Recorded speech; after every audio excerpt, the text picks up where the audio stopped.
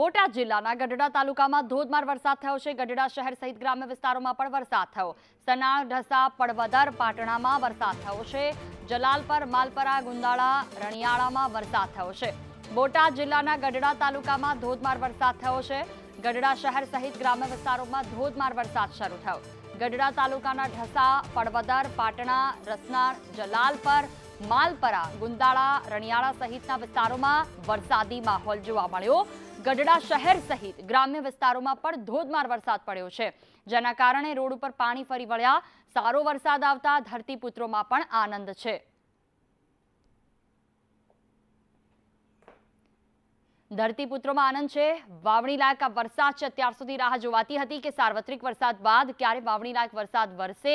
જમીનમાં જોઈએ તેટલું ભેજનું પ્રમાણ ન હોવાને કારણે ખેડૂતોએ હજી સુધી ચોમાસાની વાવણીની શરૂઆત નહોતી કરી। જોકે હવે આ વરસાદ વરસતા વાવણી શરૂ કરવામાં આવી છે।